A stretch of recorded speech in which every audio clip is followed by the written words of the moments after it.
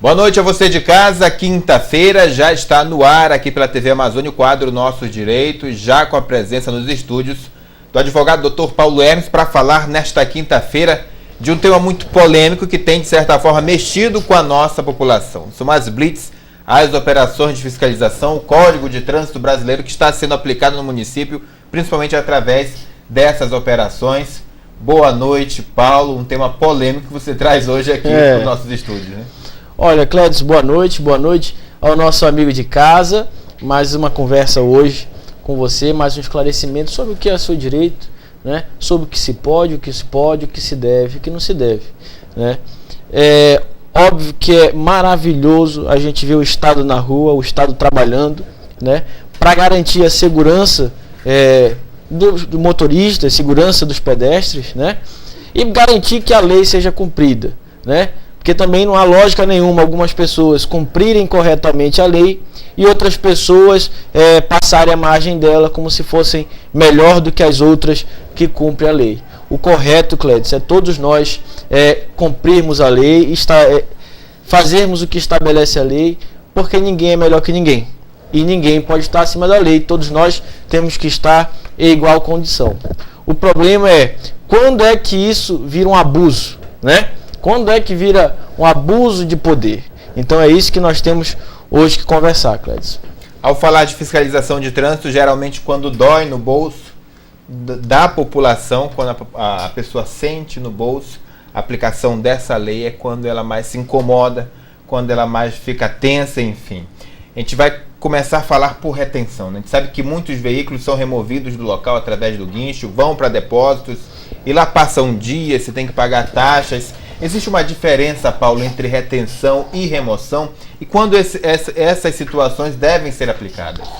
Olha, Clédio, o Código de Trânsito Brasileiro ele é bem específico, né? A remoção é só em último caso, né?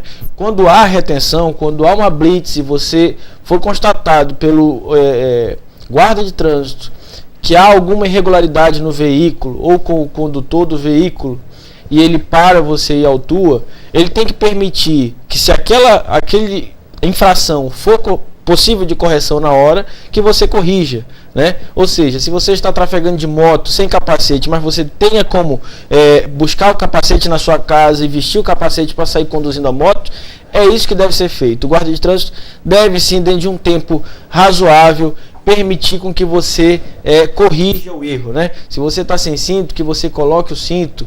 Se você não é um motorista habilitado, que você providencie um motorista habilitado para poder continuar conduzindo o seu veículo. Então a retenção é esperar, né, o veículo parado na barreira ou parado na blitz até que você resolva o problema. E a remoção é somente em últimos casos, né?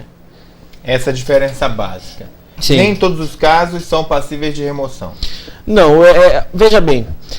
Até, por exemplo, quando o vício não pode, ou quando a infração não pode ser corrigida no momento, o correto qual é? É o guarda de trânsito ou o guarda rodoviário federal apreender o documento de circulação do veículo e passar para você um recibo, né, de que está com aquele documento e passar a infração. E você vai circular com esse recibo, vai circular com a infração até resolver o problema. Né? Se o problema não for possível resolver na hora, você tem seu documento apreendido, né? Mas em troca você vai pegar um recibo. E assim que você resolver o problema, que a infração for sanada, você pode ir até a autoridade policial, apresentando a moto ou o carro já com o erro corrigido, pegar de volta o seu documento, né? Então a gente vê aí que a remoção uma coisa à parte, é uma coisa só mesmo quando não há jeito, né? Quando a moto nunca foi plaqueada, ou o carro jamais foi plaqueado, ou quando não está com licenciamento em dia e não há condição de ser pago. Então, esses são os vícios difíceis de ser sanado no momento. Uma motocicleta ou um veículo estacionado de forma irregular. Esses veículos eles podem ser removidos mesmo que o condutor não esteja próximo ou não? Veja bem a curiosidade, tá?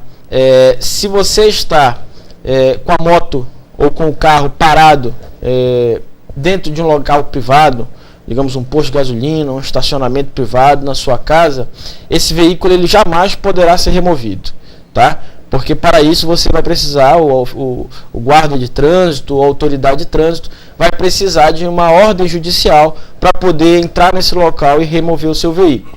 Tá? Os veículos só podem ser removidos na rua, quando estiverem na via pública, estacionados fora do local propiciado para isso, né? O local propício para isso. Então, se estiver na rua, na via pública, fora do local correto, o veículo pode sim ser removido.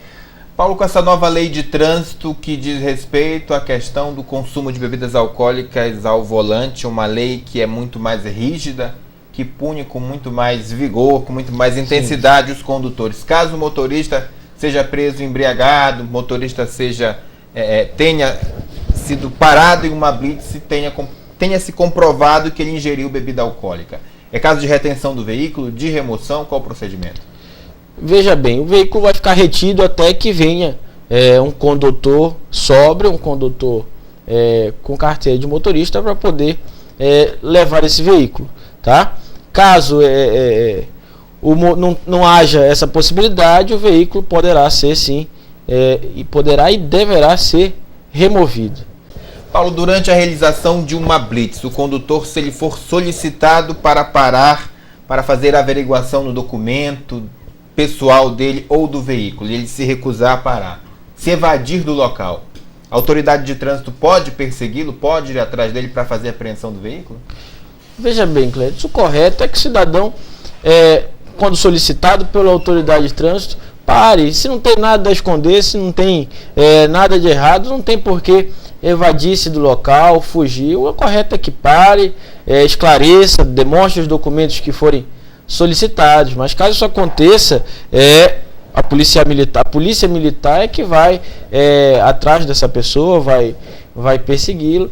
E veja bem, se esta pessoa, após evadir-se do local, estacionar o seu veículo em um local privado, na sua casa, né, ou qualquer estacionamento que seja, o veículo não poderá ser removido, a não ser que, novamente, com uma ordem judicial, a autoridade possa ir lá e possa buscar o veículo.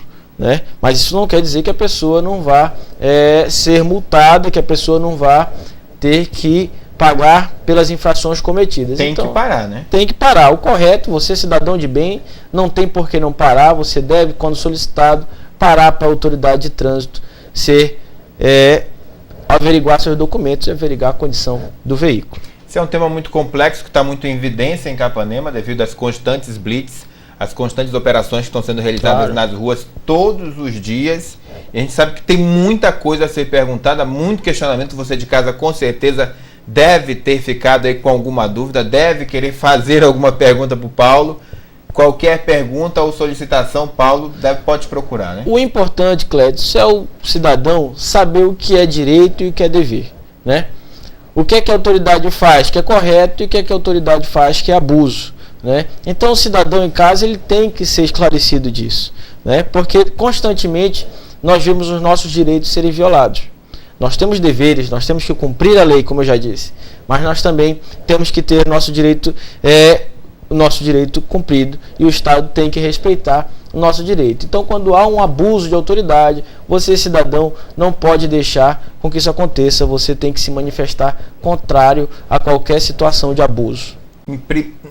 Na primeira hipótese, no primeiro momento em que o cidadão desconfiou de que sofreu abuso dentro de uma operação de fiscalização, deve procurar quem logo de imediato?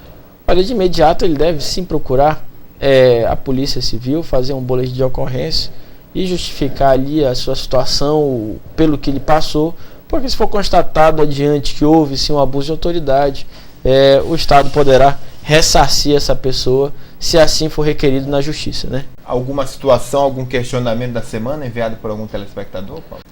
Clédio, houve algumas sim perguntas, porque nós falamos da questão do trânsito, que nós íamos falar hoje, da questão do trânsito, da questão das blitz, da fiscalização no trânsito. Houveram algumas perguntas, em razão disso, já fiz todas as respostas aqui, com base nessa situação, né, na remoção irregular dos veículos, das motos, né, o abuso de autoridade, quando remove a moto sem dar o direito do cidadão corrigir qualquer problema que poderia fazer ali na hora.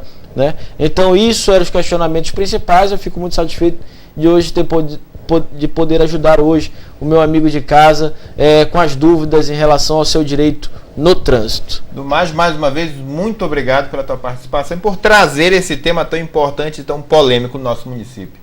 Te agradeço, Clédio, agradeço ao amigo de casa, à TV Amazônia, por mais uma participação aqui no teu jornal.